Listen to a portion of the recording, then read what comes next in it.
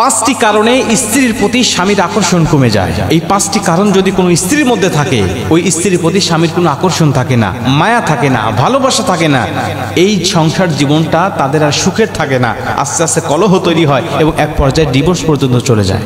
প্রিয় মা বোনেরা, এজন্য এই পাঁচটি কারণ দেখবেন আপনার মধ্যে আছে কিনা। যদি থাকে তাহলে আজকে থেকে ত্যাগ করার চেষ্টা করেন, আজকে থেকে তা পরিত্যাগ করার চেষ্টা করেন।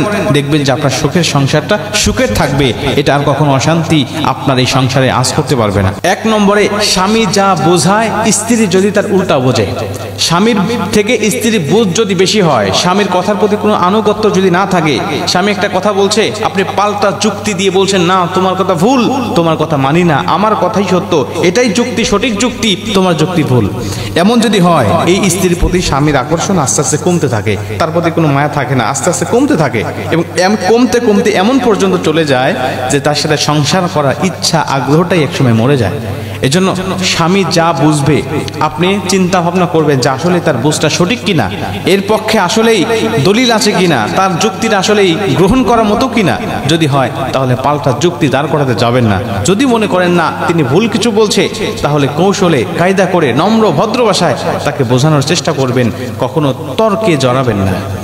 দ্বিতীয় নম্বরে, যেই স্ত্রী স্বামীর মুখে মুখে তর্ক করে, যেই স্ত্রী স্বামীর মুখে মুখে তর্ক করে, ওই স্ত্রীর প্রতি স্বামীর কোনো মায়া থাকে না, মহাব্বত থাকে না। তাতে আপনি যতই সুন্দরী হন না কেন, তাতে আপনি যতই বিশ্ব সুন্দরী হন না কেন, উচ্চ শিক্ষিত হন না কেন, উচ্চ বংশের মেয়ে হন না কেন, আপনার প্রতি কোনো মায়া, কোনো মহাব্বত, কোনো ভালোবাসা থাকবে না। এজন্য আপনাকে অবশ্যই নম্র ভদ্র হতে হবে। যে স্ত্রী স্বামীর মুখে মুখে তর্ক করে না এবং স্বামী রেগে গেলে চুপ থাকে, স্বামীকে হাসি দিয়ে, খুশি দিয়ে, অঙ্গভঙ্গি দিয়ে সন্তুষ্ট করার চেষ্টা করে, ওই স্ত্রী যদিও কুৎসিত হয়, ওই স্ত্রী যদিও কালো হয়, ওই স্ত্রী যদিও মূর্খ হয়, নিম্ন বংশেরও হয়, তারপরেও তার স্থান স্বামীর কলিজার মধ্যে থাকে। এজন্য কখনোই দুই নম্বরে স্বামীর মুখে মুখে তর্কে জড়াবেন না। তিন নম্বরে, স্বামীর মতামতের বাহিরে আপনি কোনো কাজ করবেন না। স্বামী যে মতামতটা দিবে, এই মতামতটা আপনি গ্রহণ করার চেষ্টা করবেন। কারণ নবীজি বলেন, আল্লাহর পরে যদি কাউকে সেজদা দেওয়া জায়েজ হতো, আল্লাহ স্ত্রীকে বলে দিতেন স্বামীকে সেজদা করার জন্য।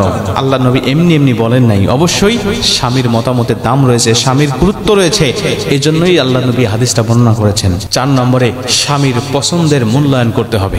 স্বামীর পছন্দের মূল্যায়ন করতে হবে। স্বামীর পছন্দ আছে বিধায় সে আপনাকে পছন্দ করে বিয়ে করেছে, এটা ভাবতে হবে। স্বামী যদি পছন্দ করে কোনো কিছু আপনার জন্য নিয়ে আসে, আপনাকে হাদিয়া দেয়, গিফট করে, যদিও সেটা ভালো না হয়, তারপরেও তার সামনে কখনো বলবেন না কি নিয়ে আসছো, এটা কি পড়ার মতো কিছু, এটা কি গ্রহণ করার মতো কিছু, এটা তো পছন্দনীয় নয়, এটা তুমি ফেরত দাও। অনেক মা বোনরা আছে পছন্দ তো করেই না, একটা শাড়ি নিয়ে আসছে জীবনেও সেটা পরে না এবং এটা ফেরত দেওয়ার জন্যও তাকে প্রেশার ক্রিয়েট করে।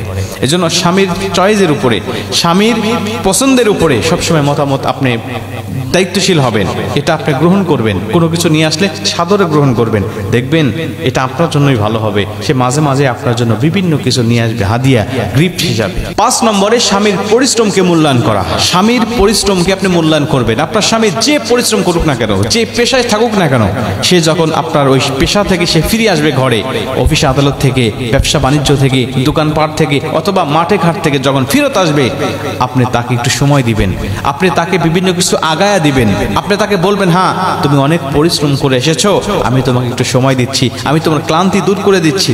কিন্তু অনেক মা বোনরা আছে তারা বলে তুমি কি এমন করো সারাদিন, তুমি এমন কি করো কষ্ট করে, আমি তো সারাদিন সকাল থেকে শুরু করে ঘুম থেকে ওঠার পর থেকে নিয়ে রান্না বান্না থেকে শুরু করে সন্তানদেরকে গোসল করানো, খাবার দাবার খাওয়ানো, স্কুলে পৌঁছানো, কত কাজ আমি করি, আমার মতো কাজ করলে তো তুমি পাগল হয়ে যাবে। মানে স্বামীর পরিশ্রমকে সে কোনো মূল্যায়ন করে না, এই স্ত্রীর প্রতি কোনো আকর্ষণ থাকে না, এই স্ত্রীর প্রতি বিরক্ত তৈরি হয়, এই স্ত্রীর প্রতি বিভিন্ন রকম খারাপ লাগা কাজ করা শুরু করে।